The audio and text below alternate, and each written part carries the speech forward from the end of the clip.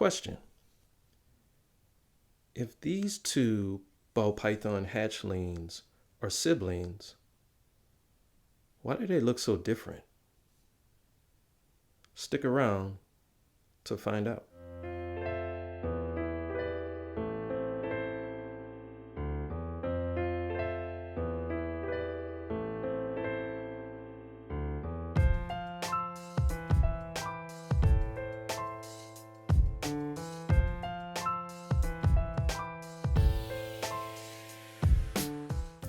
Hey YouTube, it's Kyron with Wesley Ball Pythons with two of my most recent hatchlings, I guess I should say.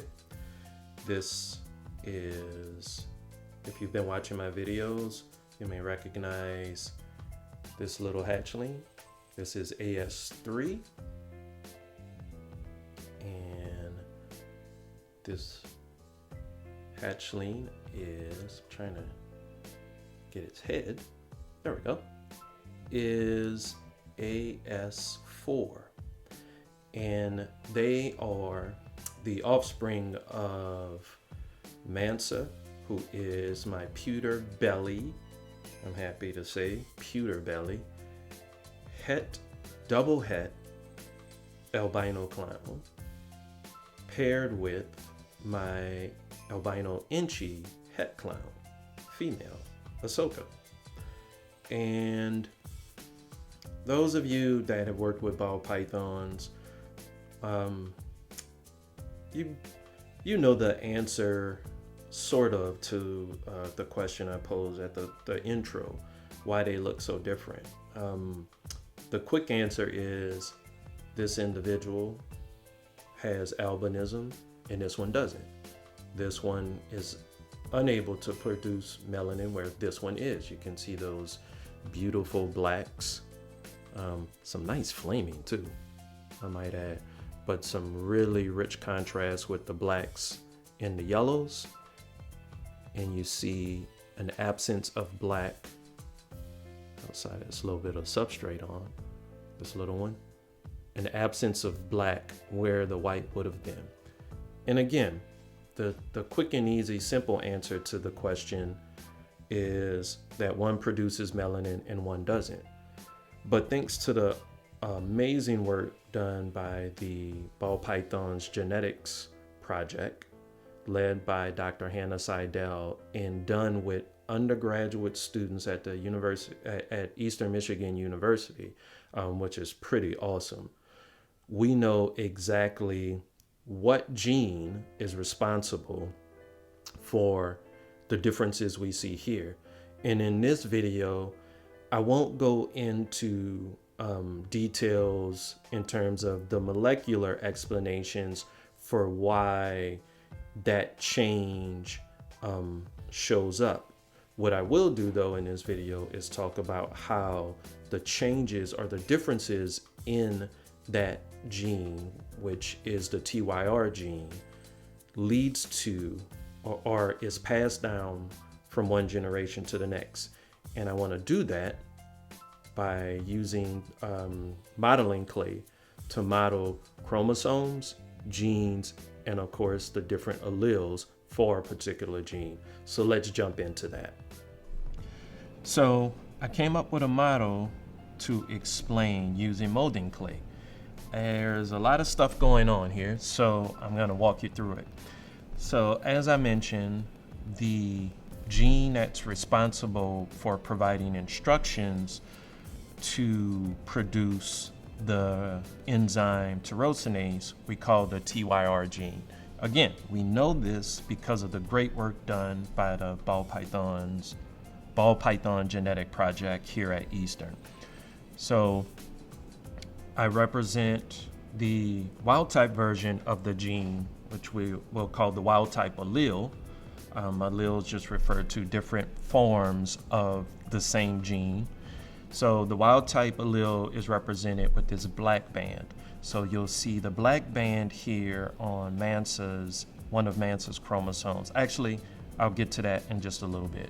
So the wild type allele is represented with the black band, the albino allele, which is the one that was mutated, and there are multiple forms of it, but we'll keep it simple,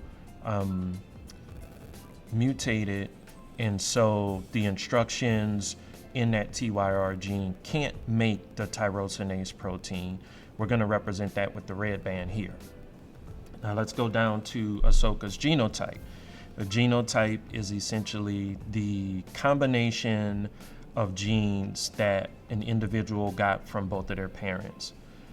The darker chromosome here I'm representing with, or the chromosome here I'm representing as the chromosome that Ahsoka inherited from her dad. The lighter version, or the lighter pink, came from her mom. Same thing over here with Mansa. Darker chromosome in the blue came from his dad, which we know is Bingo, and the lighter one came from his mom, which we know is Cine Pastel. So these are their genotypes. Now, through the process of meiosis, Ahsoka made gametes, those, when we refer to her building her follicles, she's essentially prepping those gametes that she made for fertilization. And so I represent that down here. Now, when she's making those gametes through meiosis, this is a random process, but one of the gametes can either get this chromosome or this chromosome. And so I represent that here. So you see this gamete has the chromosome that came from Ahsoka's dad. This chromosome, or this gamete, represents or inherited the chromosome that came from her mom. Now notice, it doesn't matter which chromosome she inherits or which chromosome goes in that gamete, it's always going to be one that has the albino allele. In the case of Mansa, when Mansa is generating his gametes, or his sperm cells, that sperm cell can either get this copy that comes from his dad, which has the albino allele, or the sperm cell can get this copy, which comes originally from Cine Pastel. So that's how they make their gametes. Now let's talk a simplified explanation of how they make their gametes through the process of meiosis. I've cut out a lot of details here, but it serves our purpose for the explanation. Now let's talk about how these gametes come together in certain combinations to produce either Ahsoka or either Ahsoka 23.3, which is the albino hatchling, or one of the albino hatchlings, or Ahsoka 23-4, which is one of the non-albino hatchlings. So we've talked about how Ahsoka made her gametes, or the process of Ahsoka making her gametes, simplified, and how Mansa made his gametes. Now, in order for Ahsoka 23.3, that is one of the albino hatchlings, but this could also represent 23-4. 23-5, which is the other albino hatchling. We're going to continue with our chromosome models with the clay. So in the case of 23-3, the gamete, and I guess it really doesn't matter which gamete went into this fertilization. It could have been the one that got this chromosome, but it could have well been the one that got this chromosome, because again, since Ahsoka is homozygous for the genotype for the TYR gene, it doesn't matter which one of these she gets, or it doesn't matter which one we represent. We actually don't know which one she received, but it doesn't matter because both of them have the albino allele. So I'm just going to stick with this one. And in terms of Mansa,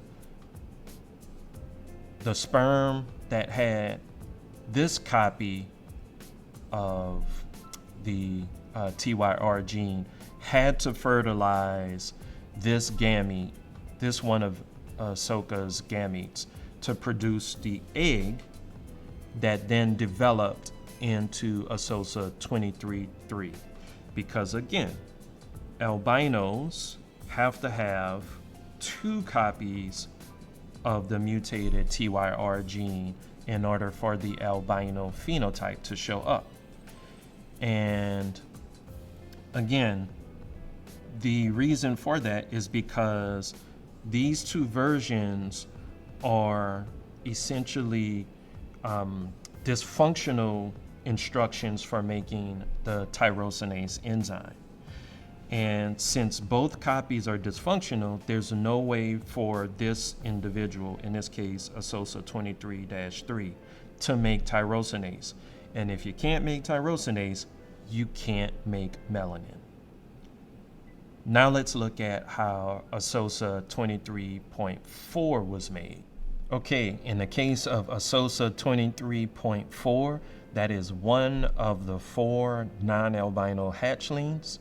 We have one of Ahsoka's gametes being fertilized by one of Mansa's gametes. In this particular case, it had to have been the gamete that had this chromosome, the chromosome that has a copy of the wild type allele for the TYR gene, because 23-4 is a non-albino. Now, the reason why 23-4 is a non-albino is because it has a copy, a functional set of instructions to make a functional TYR or a functional tyrosinase enzyme.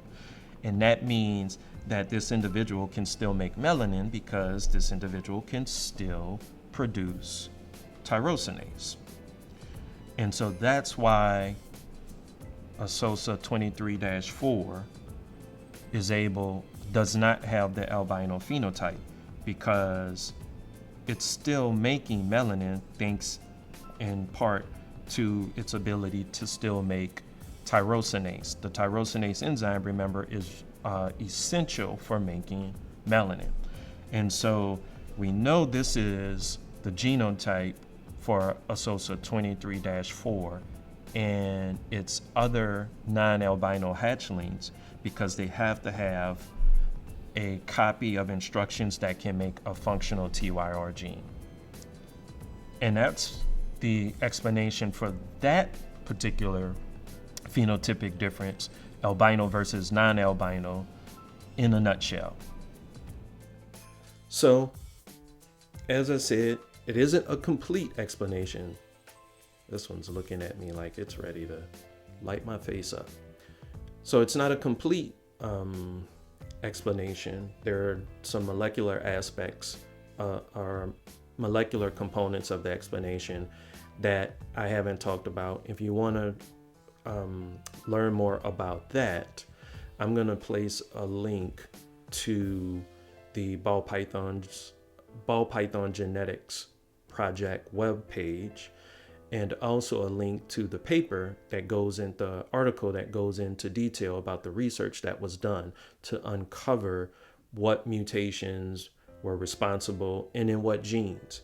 And so you could feel your science nerd fetish by checking those out, and I'd really encourage you to check those 2 out. I hope you enjoyed this video. Hope you enjoyed sneaking a peek at these little guys. Thank you so much for watching. Have a wonderful week, and I'll see you next time.